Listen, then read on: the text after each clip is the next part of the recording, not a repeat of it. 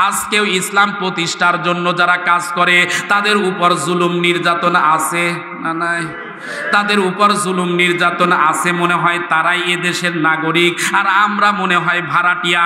কিন্তু ইসলামপন্থীরা যদি আজও যদি সহ্য করতে পারে, ধৈর্য ধারণ করতে পারে, মুসলমানদের বিজয় হবে, কেউ ঠেকাতে পারবে না।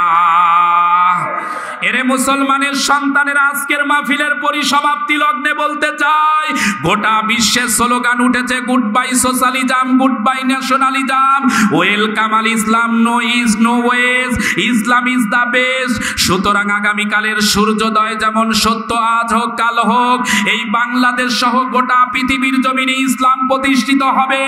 ইমাম মাহাদি খুব তাড়াতাড়ি আসতেছে, ঈসা নবী খুব তাড়াতাড়ি আসতেছে। ইসলাম প্রতিষ্ঠার জন্য যদি জান দিতে হয়, মাল দিতে হয়, স্ত্রীকে বিধবা করতে হয়, কারা কারা রাজি আছেন? দুটি হাত তোলা লাগে, শেষ প্রান্তে দেখিয়ে দাও।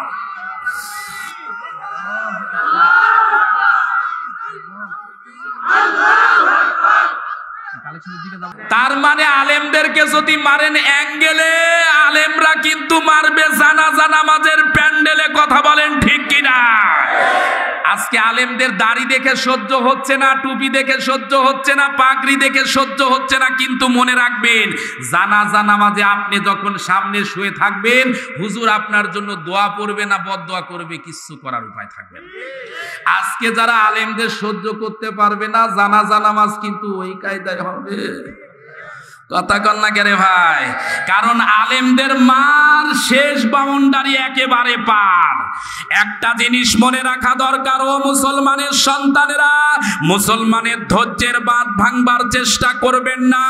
মুসলমানদের যদি ধৈর্যের বাঁধ ভেঙে যায়, তার জন্য যে পরিস্থিতি সৃষ্টি হবে, তার জন্য আপনাদের দায়ী থাকতে হবে।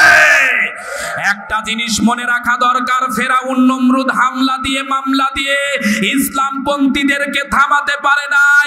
আজকেও যদি ইসলামপন্থীদেরকে থামাবার জন্য মামলা দেওয়া হয়, হামলা দেওয়া হয়, সকল ষড়যন্ত্র পায়ের নিচে চুরমার হয়ে যাবে।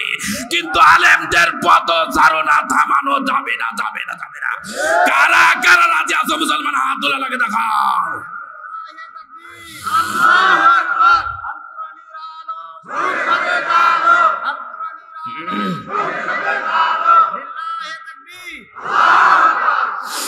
আপনারা খুব বিরক্ত হচ্ছেন, বোঝা যাচ্ছে।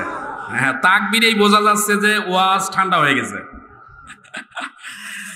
এরে মুমিন মুসলমানের সন্তানেরা, আপনাদের খেদমতে বলতেছি, আমাদের অবস্থা বর্তমানে হয়ে গেছে, মানুষের মধ্যে তিনটা শ্রেণী আছে। এখানে যারা বসে আছেন তারা হলো পুরুষ। আপনারা কি সন্দেহ আছে? একটু হাত দিয়ে দেখেন তো, পুরুষ আপনি আছেন তো? না, একটু হাত দিয়ে দেখেন, সমস্যা নেই, একটু দেখেন পুরুষ মানুষ আছেন তো?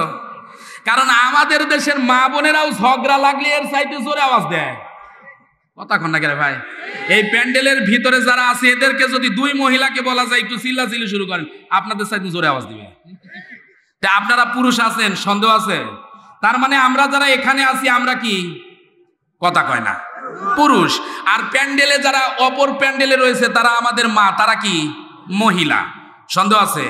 আর একটা গ্রুপ আছে যারা পুরুষও না মহিলাও না, মাঝামাঝি। এদেরকে মানে ভদ্র ভাষায় বলা হয় তৃতীয় লিঙ্গ। আরে ভাই, হিজড়া কি? আমাদের সমস্যা, আমরা কাউকে দাম দিতেই চাই না। কথা বলে না কেন? হিজড়া, আচ্ছা ঠিক আছে, আপনাদের ভাষায় বলতেছি, হিজড়া। হিজড়া কি ও নিজের ইচ্ছায় হয়েছে? জোরে কোন, নিজের ইচ্ছায় হয়েছে? ওরা যে সমাজে কতটা নিরীহ, ওরা যে সমাজে কতটা নির্যাতিত, ওরা যে সমাজে কতটা অবহেলিত, আল্লাহ ছাড়া আর ওই মানুষ ছাড়া আর কেউ জানে না।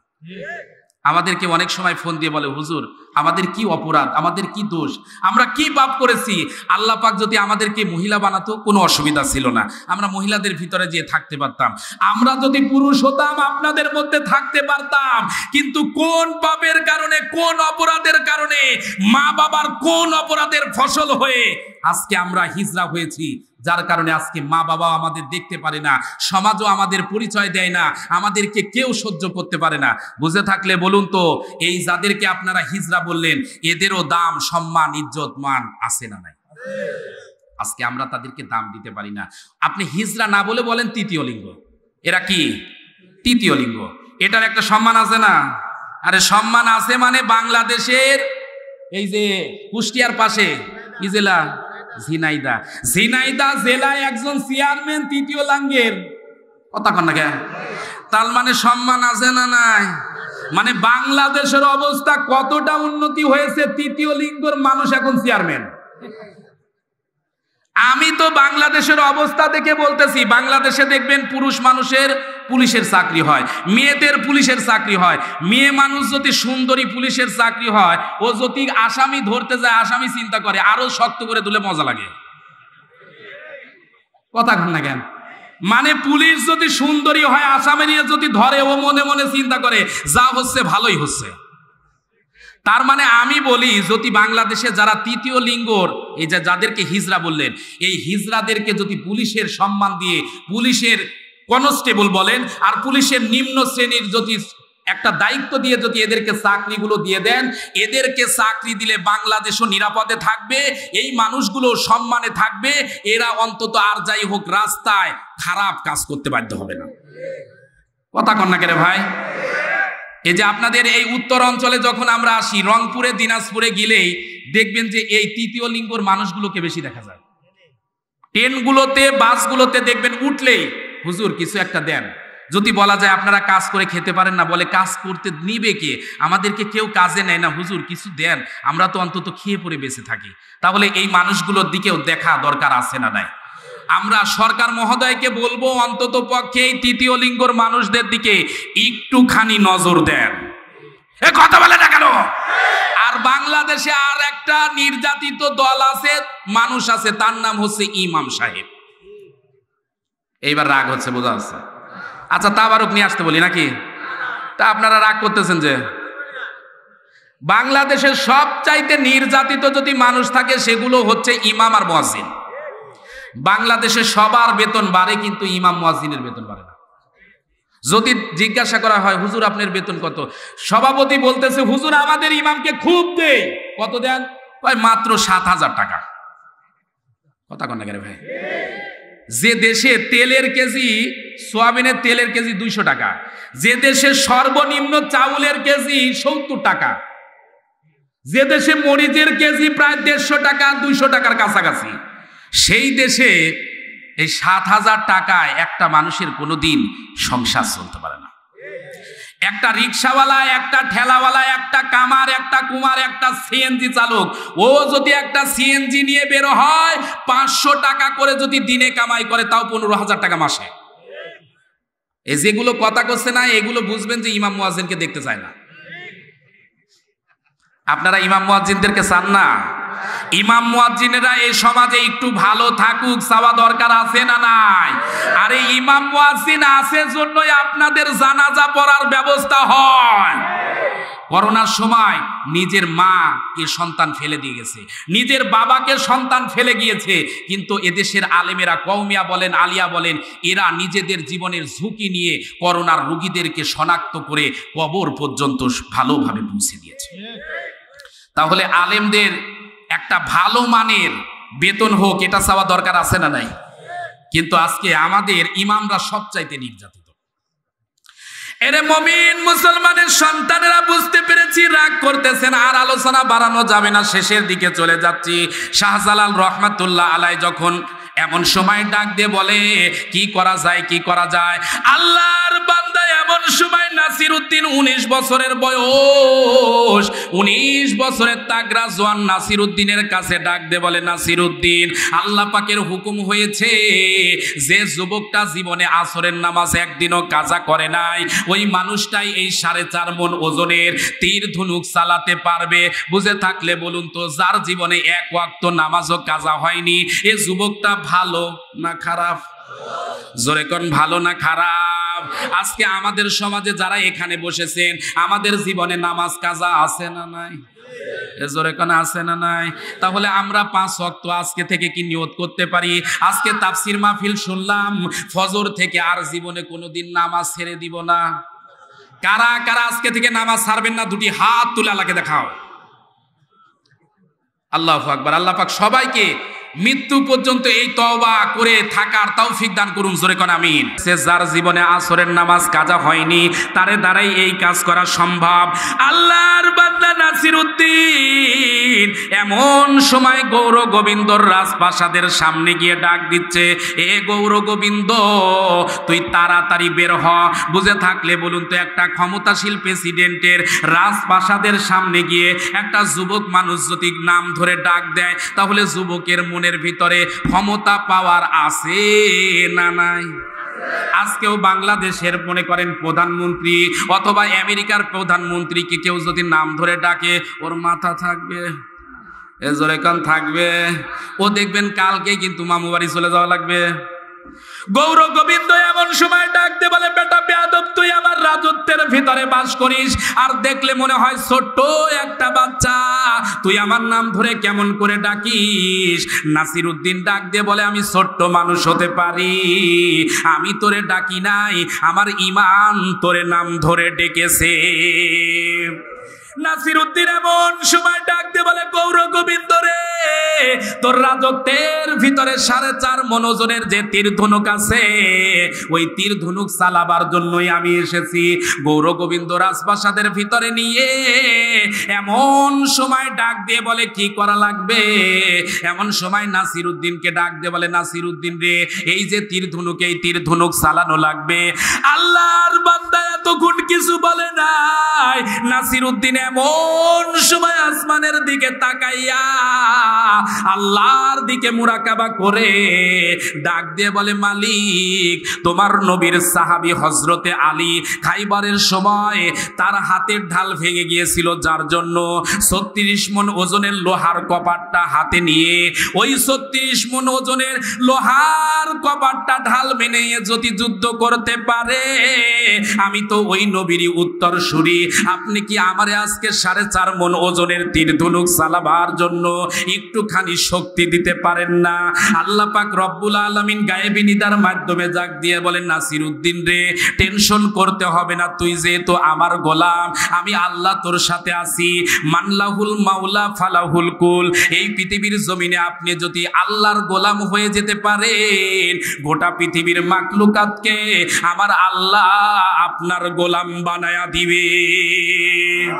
নাসিরউদ্দিন এমন সময় আল্লাহর প্রতি মুতাওয়াজ্জু হয়ে বিসমিল্লাহি আল্লাহু আকবার বলে ওরে তীর ধনুক যখন চালাবে, এতক্ষণ পর্যন্ত গৌর গোবিন্দ কিন্তু কিছু বলে নাই। যখনই বিসমিল্লাহি আল্লাহু আকবার বলেছে, সঙ্গে সঙ্গে গৌর গোবিন্দ রাগ হয়ে গেছে। ডাক দিয়ে বলে, বেটা বেয়াদব, তুই বিসমিল্লাহি আল্লাহু আকবার বললি কেন? তার মানে আমাদের সমাজে বিসমিল্লাহ আল্লাহু আকবার এখনো কিছু মুসলমান দেখতে পারে না। এরকম গৌর গোবিন্দ মার্কা লোক আছে না? এ জোরে কোন আছে না? সব সহ্য হয়, কিন্তু আল্লাহ নামে ধ্বনি সহ্য হয় না। কথা কন না কেন? আল্লাহু আকবার ধ্বনি বলে যখন নাসিরউদ্দিন যখন তীর ছুঁড়েছে, মুহূর্তের মধ্যে আল্লাহ পাকের দয়ার কারণে তীর ধনুক যথাযথভাবে শেষ প্রান্ত চলে গেছে। ওই তিনি যে গৌর গোবিন্দ পিছনের দরজা দিয়ে ভাগায়ন করেছে, ইতিহাস বলে আজ পর্যন্ত গৌর গোবিন্দকে খুঁজে পাওয়া যায়নি। বুঝে থাকলে বলুন তো, যে জমিনে একটা গরু জবাই করার কারণে গৌর গোবিন্দ বুরহানুদ্দিনের হাত কেটে দিয়েছিল, ওই জমিনে যদি আল্লাহর ওলিদের যারা ইসলাম প্রচার হয়ে গৌর গোবিন্দকে যদি পালাতে হয়, আজকেও ইসলাম প্রতিষ্ঠার জন্য যারা কাজ করে, তাদের উপর জুলুম নির্যাতন আছে না নাই? তাদের উপর জুলুম নির্যাতন আছে, মনে হয় তারাই এদেশের নাগরিক আর আমরা মনে হয় ভাড়াটিয়া। কিন্তু ইসলামপন্থীরা যদি আজও যদি সহ্য করতে পারে, ধৈর্য ধারণ করতে পারে, মুসলমানদের বিজয় হবে, কেউ ঠেকাতে পারবে না। এরে মুসলমানের সন্তানের, আজকের মাহফিলের পরিসমাপ্তি লগ্নে বলতে চাই, গোটা বিশ্বে স্লোগান উঠেছে, goodbye socialism, goodbye nationalism, welcome al Islam, no is no ways, Islam is the best. সুতরাং আগামীকালের সূর্যোদয় যেমন সত্য আজ হোক কাল হোক, এই বাংলাদেশ সহ গোটা পৃথিবীর জমিনে ইসলাম প্রতিষ্ঠিত হবে। ইমাম মাহাদি খুব তাড়াতাড়ি আসতেছে, ঈসা নবী খুব তাড়াতাড়ি আসতেছে। ইসলাম প্রতিষ্ঠার জন্য যদি জান দিতে হয়, মাল দিতে হয়, স্ত্রীকে বিধবা করতে হয়, কারা কারা রাজি আছেন? দুটি হাত তোলা লাগে, শেষ প্রান্তে দেখিয়ে দাও।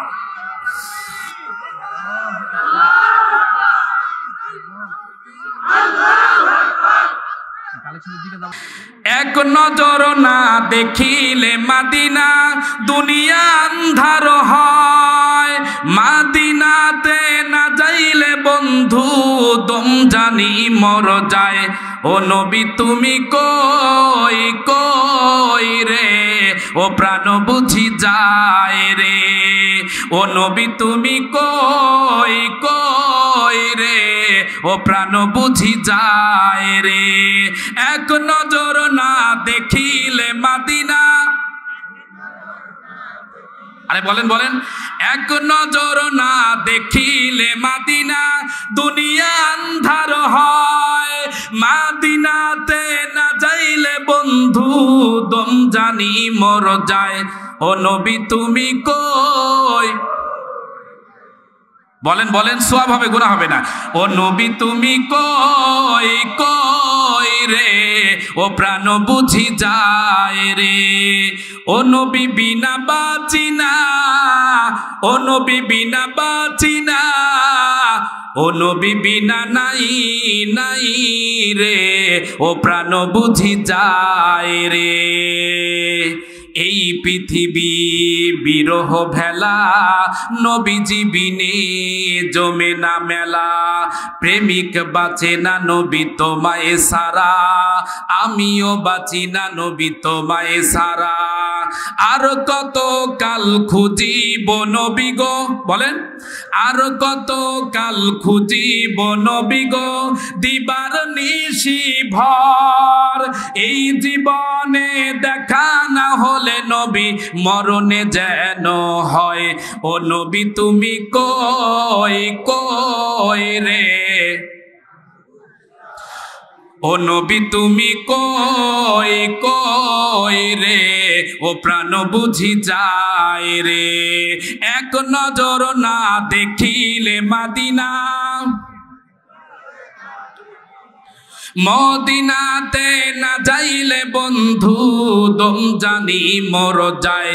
ও নবী তুমি কই কই রে, ও প্রাণ বুঝি যায় রে। লিল্লাহে